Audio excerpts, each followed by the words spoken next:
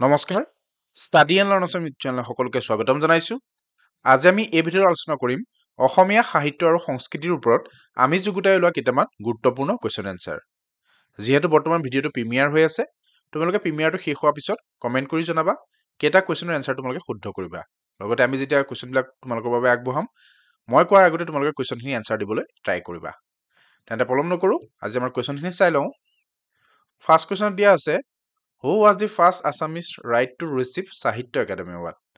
সাহিত্য একাডেমী বঁটা লাভ কৰা প্ৰথম অসমীয়া সাহিত্যিকজন কোন আছিল একেবাৰে ইজি হয় কোৱেশ্চনটো এনসাৰ তোমালোকে কমেন্ট বক্সত জনোৱা সাহিত্য একাডেমী বঁটা প্ৰাপক প্ৰথম অসমীয়া সাহিত্যিক কোন আছিল এটা অপচন কি আছে নলিনীবালা দেৱী যতীন্দ্ৰনাথ দুৱাৰা Benudhar Sharma Birendra Kumar Bhattacharya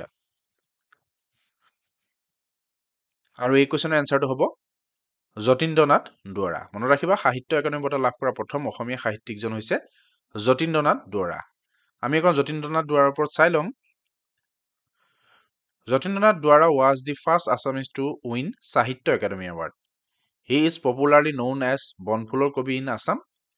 In 1955, Jatindranath Dwara was awarded with the prestigious Sahitya Academy Award for his book Bonphul. মনত ৰাখিবা যতীন্দ্ৰনাথ দুৱাৰা কোৱা হয় বনফুলৰ কবি বুলি এক নম্বৰ পইণ্ট আৰু তেখেতে সাহিত্য একাডেমী বঁটা লাভ কৰিছিল 1955 অৰ্থাৎ 1955 চনত লগতে তেখেতে সাহিত্য একাডেমী বঁটা লাভ কৰা যিখন কিতাপ আছিল সেইখনৰ নাম হৈছে বনফুল তোমালোকে দেখা পাইছা এইখন হৈছে বনফুল যতীন্দ্ৰনাথ দেৱৰ যিখন সাহিত্য একাডেমী বঁটা পোৱা কিতাপ সেইখন হৈছে বনফুল তাৰপিছত চাম আমি আধা লিখা দস্তাবেজ ইজ দি অটোবায়োগ্ৰাফি অফ আধা লিখা দস্তাবেজখন কাৰ আত্মজীৱনী খুব গুৰুত্বপূৰ্ণ হয় তোমালোকে ইয়াতে থকা কিতাপখন দেখি হয়তো গমেই পাইছা আধা লিখা দস্তাবেজখন হৈছে মামণি ৰয়ছম গোস্বামীৰ আত্মজীৱনী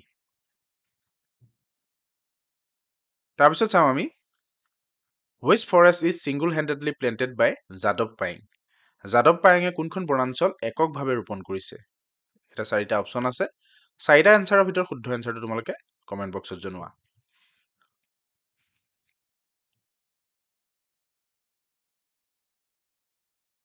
আৰু ইয়াৰ এনসাৰটো হ'ব মোলাই ফৰেষ্ট যাদৱ পায়েং দেৱে এককভাৱে ৰোপণ কৰা বনাঞ্চলখনৰ নাম হৈছে মোলাই ফৰেষ্ট আমি এখন চাই লম যাদৱ পায়েং দেৱে 2015 চনত পদ্মশ্ৰী এটা এৱাৰ্ড পায় মনত ৰাখিবা তোমালোকে আৰু তেখেতক কোৱা হয় ফৰেষ্ট মেন অফ ইণ্ডিয়া দুইটা পইণ্ট মনত ৰাখিবা কেতিয়াবা এক্সামত আহিব পাৰে এইখিনিতে তোমালোকক খুব গুৰুত্বপূৰ্ণ ইনফৰমেশ্যন এটা দি যাওঁ তোমালোকৰ মাজৰ পৰা বহুসকল কেণ্ডিডেটে আমাক কমেণ্ট বক্সত কমেণ্ট কৰে আৰু হোৱাটছএপত মেছেজ কৰি জনায় খুব কম সময়ৰ ভিতৰত এডমিটখন দিলে ইমান কম সময়ৰ ভিতৰত আমি ইমান ছাবজেক্ট কেনেকৈ কভাৰ কৰিম ইমানখিনি ছাবজেক্ট কভাৰ কৰাটো সম্ভৱ নে 10 দিনৰ ভিতৰত এই কুৱেশ্যনটোৰ এনসাৰ দিবলৈ গৈ তোমালোকক মই এটা এপৰ বিষয়ে ক'ব গৈ আছো যাৰ নাম হৈছে ৰিষ্টাডি তোমালোকে এই এপটোৰ সহায় ল'ব পাৰা খুব কম সময়ৰ ভিতৰত বা কম দিনৰ ভিতৰত অধিক কুৱেশ্যন পঢ়িবৰ বাবে মই তোমালোকক এই এপটোৰ বিষয়ে অকণ ক'ব গৈ আছো তোমালোকে খুব মন দি চাবা ফাৰ্ষ্ট আমি যাম প্লে ষ্ট'ৰলৈ গৈ লোৱাৰ পিছত আমি কি কৰিম ইয়াতে চাৰ্চ কৰিম ৰিষ্টাডি এপ এপটোৰ নাম মনত ৰাখিবা ৰিষ্টাডি এপ মোৰ ইয়াতে ইনষ্টল হৈ আছে বাবে অপেন বুলি আহিছে তোমালোকৰ তাত ইনষ্টল বুলি আহিব ইনষ্টলটো হোৱাৰ পিছত তোমালোকে ইয়াতে অপেন কৰি ল'বা অপেন কৰিলে তোমালোকে খুব ভালদৰে বুজিয়ে পাবা তোমালোকে এইবিলাক জানা ইয়াতে আমাৰ 6টা ছাবজেক্ট আছে যিহেতু আমি ফাৰ্ষ্ট চাম জেনেৰেল নলেজটো জেনেৰেল নলেজত যেহেতু 70 মাৰ্কছ আমাৰ এছআই এক্সামত আহে তোমালোকে জেনেৰেল নলেজৰ ওপৰত খুব গুৰুত্ব দিব লাগিব আৰু কম সময়ৰ ভিতৰত যদি তোমালোকে প্ৰেক্টিছ কৰিব বিচাৰা এই বস্তুৰ ওপৰত তোমালোকে প্ৰেক্টিছ কৰিব পাৰা জেনেৰেল নলেজত যদি আমি কি কৰোঁ আমি দেখা পাম ইয়াতে দেখিছা তোমালোকে 15টা ছাবজেক্ট আছে গোটেইকেইটা ইম্পৰ্টেণ্ট হয় তোমালোকে যিবিলাক বিচাৰি আছিলা world geography Indian polity Indian history Indian economy static GK India Assam geography Assam history Assam polity Assam economy static GK Assam north east GK computer GK Indian art and culture আৰু স্পৰ্টছ জিকে এটা ছাবজেক্ট মই খুলি দেখাব বিচাৰিছোঁ কাৰণ আমি পঢ়িলে নহ'ব আমি প্ৰপাৰ ষ্ট্ৰেটেজিত পঢ়িব লাগিব আৰু প্ৰপাৰ আমি টপিক বনাই ল'ব লাগিব ফাৰ্ষ্ট যদি আমি চাওঁ ৱৰ্ল্ড জিঅ'গ্ৰাফিটো তোমালোকে চাব পাৰা এটা সম্পূৰ্ণ টপিকত দিয়া হৈছে ধৰি লোৱা solar system longitude Latitude world mountain Plato desert তেনেকৈ আছে ধৰি লোৱা তাৰপিছত যদি আমি চাওঁ কাউণ্ট্ৰিজ এণ্ড কেপিটেল খুব গুৰুত্বপূৰ্ণ হয় তোমালোকে জানা তাৰপিছত যদি আমি চাওঁ কাউণ্ট্ৰিজ এণ্ড কাৰেঞ্চি এইবিলাক খুব গুৰুত্বপূৰ্ণ হয় এনেধৰণে ইয়াতে ছেট কৰা হৈছে তোমালোকে দেখা পাইছা এই ষ্ট্ৰেটেজিবিলাক আমি ফ'ল' কৰিব লাগিব এটা ছাবজেক্ট তোমালোকে দেখাই দিছোঁ তোমালোকে গোটেইকেইটা ছাবজেক্ট নিজে গৈ চাব পাৰিবা যিমানখিনি ৰিজনিং আমাৰ এক্সাম সময়ত হয় গোটেইখিনি ৰিজনিং ইয়াতে ইনক্লুড হৈ আছে দেখা পাইছা তোমালোকে মই কৈ নাযাওঁ তোমালোকে চাই যোৱা আৰু এবাৰ তোমালোকে ইনষ্টল কৰি চাবা এপটো খুব গুৰুত্বপূৰ্ণ হয় তাৰপিছত যদি আমি চাওঁ ইয়াতে দেখা পাবা ইংলিছত তোমালোকে যিখিনি বিচাৰিছিলা সেইখিনি ইয়াতে পাই যাবা ইংলিছ কম্প্ৰিহেনশ্যন পাবা জেনেৰেল ইংলিছ পাবা ইংলিছ লেংগুৱেজ চিম্পল ইংলিছ গোটেইকেইটা বস্তু তোমালোকে ইয়াতে পাই যাবা তেনেধৰণে তোমালোকে এই 6টা ছাবজেক্ট তোমালোকে চাব পাৰা গৈ পেলাই নিজে ইয়াতে আছে কি বিশেষকৈ এটা গুৰুত্বপূৰ্ণ বিষয় ইয়াতে দিয়া হৈছে সেইটো হৈছে কাৰেণ্ট এফেয়াৰ্ছ কাৰেণ্ট এফেয়াৰ্ছটো খুব গুৰুত্বপূৰ্ণ হয় তোমালোকে জানা ইয়াতে নেশ্যনেল আৰু ইণ্টাৰনেশ্যনেল কাৰেণ্ট এফেয়াৰ্ছ পাবা আছাম এণ্ড নৰ্থ ইষ্টৰ যিবিলাক কাৰেণ্ট এফেয়াৰ্ছ আছে সেইবিলাক পাই যাবা প্লাছ টপিক ৱাইজ তোমালোকে কাৰেণ্ট এফেয়াৰ্ছখিনি ইয়াতে পাই যাবা আৰু এটা তোমালোকক বিশেষ বস্তু দেখাব বিচাৰিছোঁ সেইটো হৈছে PYQ আগতে আমি আলোচনা কৰিছোঁ তোমালোকে যি এক্সাম দিব বিচাৰা ধৰি লোৱা এতিয়া সৰহসংখ্যক আমাৰ লগত জড়িত হৈ আছে আছাম পুলিচৰ SI কেণ্ডিডেট আছাম পুলিচটো যদি আমি চাওঁ ইয়াতে দেখা পাম আছাম পুলিচ 2022 আৰু 2019 এটা দুখন PYQ দিয়া আছে তোমালোকে গৈ পেলাই খুব ভালদৰে চাব পাৰা আৰু নিজে নিজকে টেষ্ট কৰিব পাৰা আৰু এটা খুব গুৰুত্বপূৰ্ণ বস্তু ইয়াতে ইনক্লুড হৈ আছে সেইটো হৈছে মক টেষ্ট বিভিন্ন ধৰণৰ এক্সামৰ বাবে ইয়াতে মক টেষ্ট সেট কিছুমান ৰেডি কৰোৱা হৈছে বিশেষকৈ আমি যদি চাওঁ আমি আছাম পুলিচটোৱে চাওঁ ইয়াত আমি দেখা পাম সাব ইন্সপেক্টৰ আৰু কনষ্টেবল দুইটাৰ কাৰণে ডিফাৰেণ্ট কিছুমান ইয়াতে মক টেষ্ট আছে তোমালোকে খুলিলে দেখা পাবা এইবিলাক হৈছে মক টেষ্ট সেট এইবিলাকত তোমালোকে গৈ পেলাই নিজকে টেষ্ট কৰিব পাৰা যেহেতু আমাৰ হাতত সময় কম তোমালোকে যদি খুব কম সময়ৰ ভিতৰত অধিক কুৱেশ্যন জানিব বিচাৰা বা এই এপটোৰ লগত জড়িত হ'ব বিচাৰা তোমালোকক স্ক্ৰীনত এটা নাম্বাৰ দিছোঁ সেই নাম্বাৰটোৰ লগত কণ্টেক্ট কৰিবা খুব ডিটেইলছত ইয়াৰ বিষয়ে তোমালোকক বুজাই দিব আৰু লগতে ইয়াৰ যিটো লিংক সেই লিংকটো মই ডেছক্ৰিপশ্যনত দি দিছোঁ বা আমাৰ হোৱাটছএপত যিবিলাক গ্ৰুপ আছে তাতো মই শ্বেয়াৰ কৰি দিম তোমালোকে এপটো ডাউনলোড কৰি এবাৰ চাই ল'বা নেক্সট চাম আমি the first book fair of Assam was held at অসমৰ প্ৰথমখন গ্ৰন্থমেল ক'ত অনুষ্ঠিত হৈছিল তোমালোকে কমেণ্ট বক্সত কমেণ্ট কৰা সেই সময়কণত মই অপশ্যনকেইটা পঢ়ি দিওঁ অপশ্যন এত আছে কামৰূপ বিত আছে নগাঁও চিত আছে যোৰহাট আৰু ডিত আছে ডিব্ৰুগড় কি হ'ব বাৰু ইয়াৰ এনচাৰটো হ'ব অপশ্যন বি নগাঁও নেক্সট চাম আমি which satra was establish by Ahom king Jayadhwaj Singha Ahom ৰজা জয়ধ্বজ সিংহই কোনখন সত্ৰ প্ৰতিষ্ঠা কৰিছিল এটা 4খন সত্ৰ দিয়া হৈছে এই 4খন সত্ৰৰ ভিতৰত আহোম ৰজা জয়ধ্বজ সিংহই কোনখন সত্ৰ প্ৰতিষ্ঠা কৰিছিল তোমালোকে কমেণ্টত কমেণ্ট কৰি জনোৱা কোনখন সত্ৰ হ'ব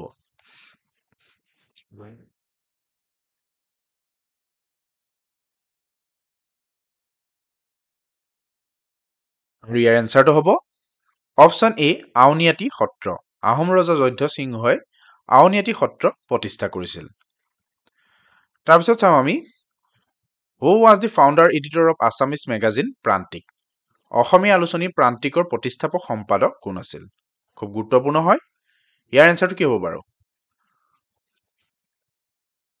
অপশ্যনকেইটা মই কৈ দিছোঁ তোমালোকে সেইখন সময়ত এনচাৰটো দিবা অপশ্যন এত আছে প্ৰদীপ বৰুৱা বিত আছে বীৰেন্দ্ৰ কুমাৰ ভট্টাচাৰ্য চিত আছে হোমেন বৰগোহাঁই ডিত আছে ভৱেন্দ্ৰনাথ শইকীয়া আৰু ইয়াৰ এনচাৰটো হ'ব অপশ্যন ডি ভৱেন্দ্ৰনাথ শইকীয়া প্ৰান্তিকৰ প্ৰতিষ্ঠাপক সম্পাদক আছিল Bhabendranath Saikia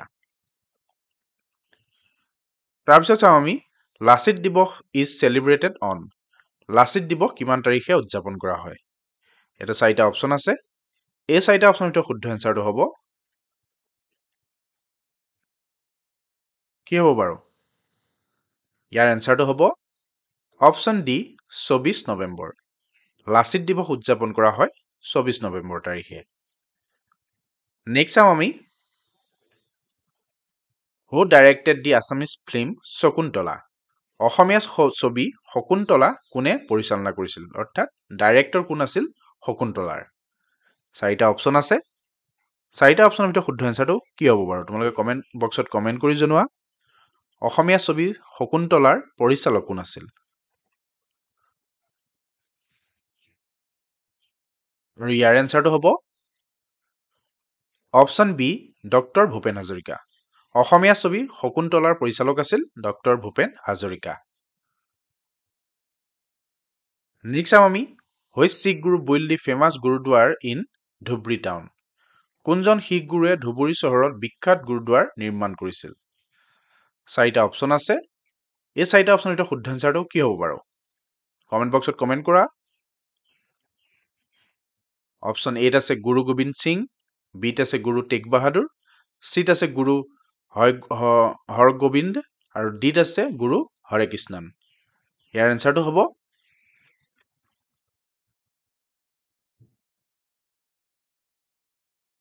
option B Guru Tegh Bahadur next চাম আমি the Lachit Borphukan's maidam is located in Lachit বৰফুকনৰ মৈদাম ক'ত অৱস্থিত সকলোৱে হয়তো জানা, কমেণ্ট বক্সত কমেণ্ট কৰা। শিৱসাগৰ হ'বনে, যোৰহাট হ'বনে, ডিব্ৰুগড় হ'বনে, গুৱাহাটী হ'ব? লাচিত বৰফুকনৰ মৈদাম অৱস্থিত ক'ত? অপশ্যন বি যোৰহাটত।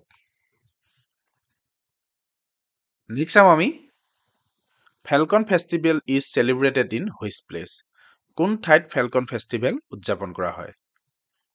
ডিগবৈ, অপশ্যন বিত আছে উমৰাংচু, অপশ্যন চিত আছে মাজুলী, অপশ্যন ডিত আছে ধুবুৰী। আমি সকলোৱে জানো, তোমালোকে কমেণ্ট বক্সত কমেণ্ট কৰা আৰু শেষত জনাবা কিমানটা কুৱেশ্যনৰ এনচাৰ তোমালোকে শুদ্ধকৈ দিব পাৰিলা।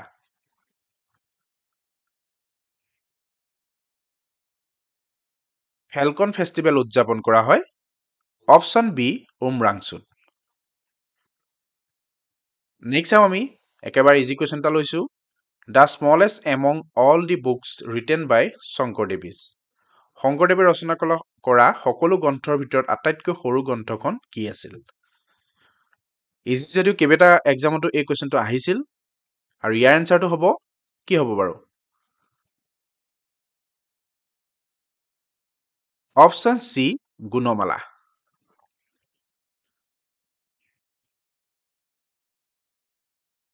নেক্সট চাম আমি the first Assamese children magazine was?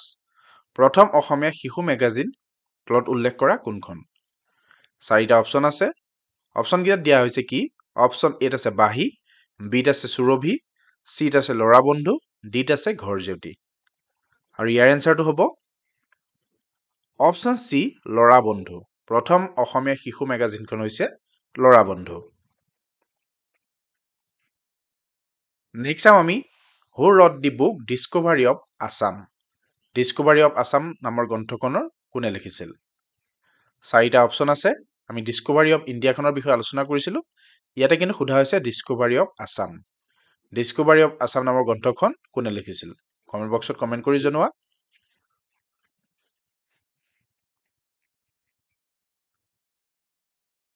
ইয়াৰ এনচাৰটো হ'ব option C Satish Chandra Kakati. Discovery of Assam নামৰ গ্ৰন্থখনৰ লেখক আছিল সতীশ চন্দ্ৰ কাকতি। নেক্সট চাম আমি the second chief minister of Assam was? অসমৰ দ্বিতীয় মুখ্যমন্ত্ৰী কোন আছিল? সকলোৱে জানা তোমালোকে, অসমৰ দ্বিতীয় মুখ্যমন্ত্ৰী আছিল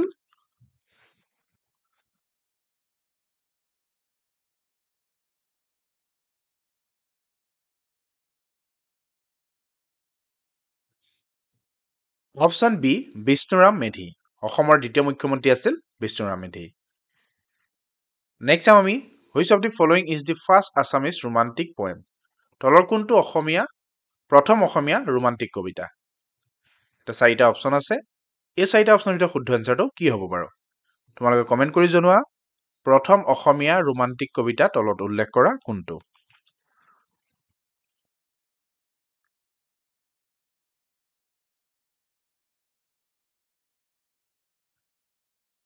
আৰু ইয়াৰ এনচাৰটো হ'ব প্ৰথম অসমীয়া ৰোমান্টিক কবিতাটো হৈছে অপশ্যন চি বনকুঁৱৰী।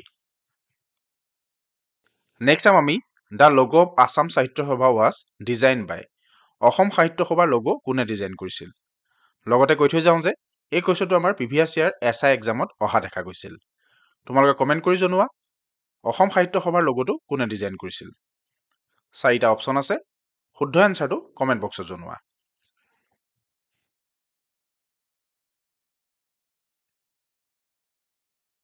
ইয়াৰ এনচাৰটো হ'ব অপশ্যন বি যুগল দাস। অসম সাহিত্য সভাৰ লগ' ডিজাইন কৰিছিল যুগল দাসে। নেক্সট চাম আমি একেবাৰে easy question. In which year Sangeet Natak academy recognise Sattriya as a classical dance? কোন বছৰত সংগীত নাটক একাডেমীয়ে সত্ৰীয়া নৃত্যক শাস্ত্ৰীয় নৃত্য হিচাপে স্বীকৃতি দিছিল?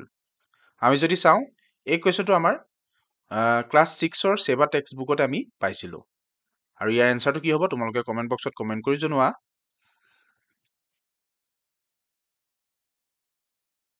ইয়াৰ এনচাৰটো হ'ব অপশ্যন ডি 2000। 2000 চনত সংগীত নাটক একাডেমীয়ে সত্ৰীয়া নৃত্যক শাস্ত্ৰীয় নৃত্য হিচাপে স্বীকৃতি দিছিল। নেক্সট চাম আমি which one of the following is the oldest মছজিদ ইন আছাম? তলৰ কোনটো অসমৰ আটাইতকৈ পুৰণি মছজিদ? মনত ৰাখিবা অসমৰ আটাইতকৈ পুৰণি মছজিদ কোনটো? ইয়াৰ ভিতৰত শুদ্ধ এনচাৰটো কি হ'ব তোমালোকে কমেন্ট বক্সত জনোৱা।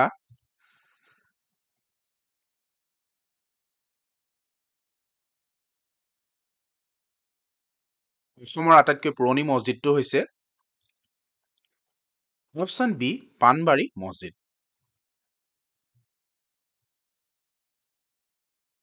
নেক্সট চাম আমি Deepor Beel was declared as bird sanctuary in which year. কোন বছৰত দীপৰ বিলক চৰাই অভয়াৰণ্য হিচাপে ঘোষণা কৰা হৈছিল? খুব গুৰুত্বপূৰ্ণ হয়। ইয়াৰ এনচাৰটো কি হ'ব বাৰু কমেন্ট বক্সত জনোৱা। কিমান চনত দীপৰ বিলক চৰাই অভয়াৰণ্য হিচাপে ঘোষণা কৰা হৈছিল?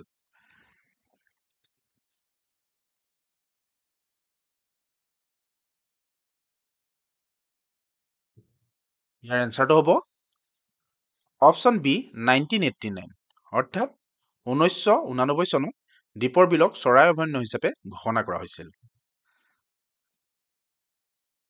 তাৰপিছত চাম আমি Panidihing bird century is located in which one of the following district. Panidihing চৰাই অভয়াৰণ্যখন কোনখন জিলাত অৱস্থিত? চাৰিটা অপশ্যন আছে। এই চাৰিটা অপশ্যনৰ ভিতৰত শুদ্ধ এনচাৰটো হ'ব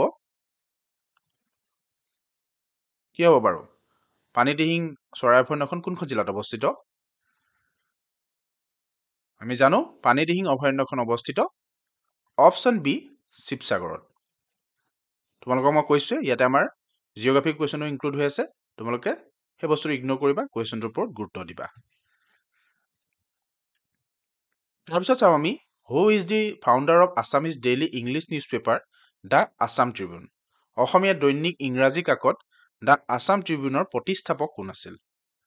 খুব গুৰুত্বপূৰ্ণ হয়। ইয়াৰ এনচাৰটো কি হ'ব বাৰু কমেন্ট বক্সত কমেন্ট কৰি জনোৱা। অসমীয়া দৈনিক ইংৰাজী কাকত দ্য আছাম ট্ৰিবিউনৰ প্ৰতিষ্ঠাপক কোন আছিল? ইয়াৰ এনচাৰটো হ'ব option A option B Radha Gobinda Barua. Next চাম আমি Dibru Saikhowa national park is situated in which district of Assam.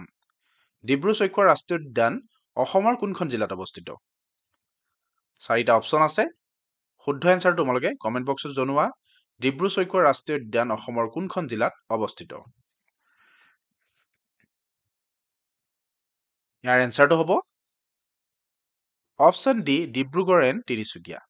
Dibru Saikhowa ৰাষ্ট্ৰীয় উদ্যান অসমৰ ডিব্ৰুগড় আৰু তিনিচুকীয়া জিলাত অৱস্থিত।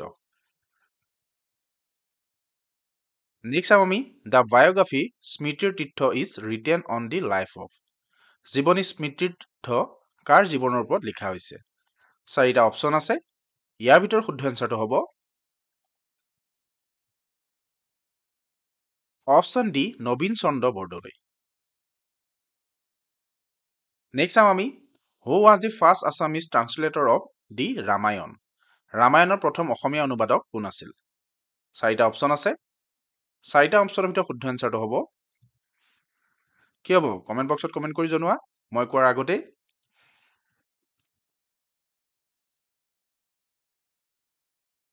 ৰামায়ণৰ প্ৰথম অসমীয়া অনুবাদক হৈছে option C Madhav Kandali.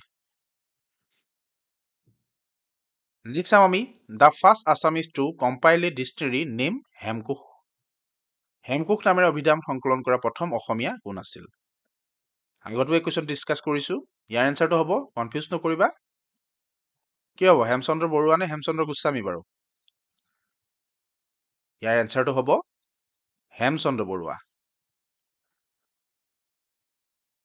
Next চাম আমি every year Assam police day is observe on. প্ৰতি বছৰে অসম আৰক্ষী দিৱস কেতিয়া পালন কৰা হয়? একেবাৰে ইজি আৰু কমন কুৱেশ্যন তোমালোকৰ বাবে আগবঢ়ালো। যিহেতু আমি অসম আৰক্ষী পৰীক্ষা দিব গৈ আছো সেইবাবে আমি জনাটো অতি আৱশ্যক অসম আৰক্ষী দিৱস কেতিয়া পালন কৰা হয়। সকলোৱে কমেন্ট কৰি কমেন্ট বক্সত জনোৱা। অলপ টাইম দিছো জানো মই তোমালোক সকলোৱে জানা, তথাপি তোমালোকে কমেন্ট বক্সত জনোৱা যিহেতু অসম পুলিচৰ তোমালোকে এক্সাম দিব গৈ আছা। ঠিক আছে, ইয়াৰ এনচাৰটো হ'ব 1 অক্টোবৰ, অৰ্থাৎ 1 অক্টোবৰ তাৰিখে অসম আৰক্ষী দিৱস পালন কৰা হয়। নেক্সট চাম আমি which one was the second film direct by Jyotiprasad Agarwala. Jyotiprasad আগৰৱালাৰ পৰিচালিত দ্বিতীয়খন ছবি কোনখন আছিল? আমি যদি চাওঁ জয়মতী। জয়মতীখন হৈছে জ্যোতিপ্ৰসাদ আগৰৱালা দেৱৰ দ্বাৰা পৰিচালিত প্ৰথমখন ছবি। দ্বিতীয়খন ছবি হৈছে অপশ্যন বি ইন্দ্ৰমালতী। নেক্সট চাম আমি হু ৰট দি বুক ভক্তি ৰত্নাৱলী। ভক্তি ৰত্নাৱলী গ্ৰন্থখন কোনে লিখিছিল? 4টা অপশ্যন আছে, একেবাৰে ইজি কুৱেশ্যন। কমেণ্ট বক্সত কমেণ্ট কৰা ভক্তি ৰত্নাৱলী গ্ৰন্থখন কোনে লিখিছিল। ইয়াৰ এনচাৰটো হ'ব অপশ্যন চি মাধৱদেৱ। ভক্তি ৰত্নাৱলী গ্ৰন্থখন লিখিছিল মাধৱদেৱে। নেক্সট চাম আমি who is also' known as Bihagi Kabi. Bihagi কবি বুলি কাক জনা যায়? তোমালোকে জানাই বিহগী কবি বুলি জনা যায়।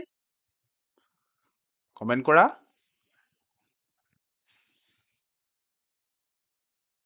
Option C Raghunath Choudhury. Next চাম আমি the Hayagriva Madhava temple of Hajo is located in which hill. হাজোৰ হয়গ্ৰীৱ মাধৱ মন্দিৰ কোনটো পাহাৰত অৱস্থিত? এইটো কুৱেশ্যন আমাৰ ভিডিঅ'টো অৰ্থাৎ প্ৰিমিয়াৰটো অন্তিমটো কুৱেশ্যন হয়। তোমালোকে সকলোৱে কমেণ্ট বক্সত কমেণ্ট কৰি জনোৱা হাজোৰ হয়গ্ৰীৱ মাধৱ মন্দিৰ কোনটো পাহাৰত অৱস্থিত।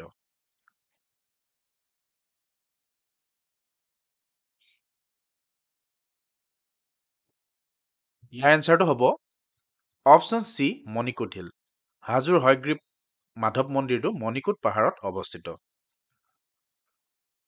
ধন্যবাদ। এইখিনিয়ে আছিল আজিৰ ভিডিঅ'টোৰ কুৱেশ্যন এনচাৰ। তোমালোকে ইমানলৈকে আমাৰ ভিডিঅ'টো চাই থকাৰ বাবে সকলোকে অশেষ ধন্যবাদ থাকিল। আগন্তুক দিনত আমাৰ গুৰুত্বপূৰ্ণ ভিডিঅ'বোৰ পাবৰ বাবে আমাৰ চেনেলটো ছাবস্ক্ৰাইব কৰি ৰাখিবা।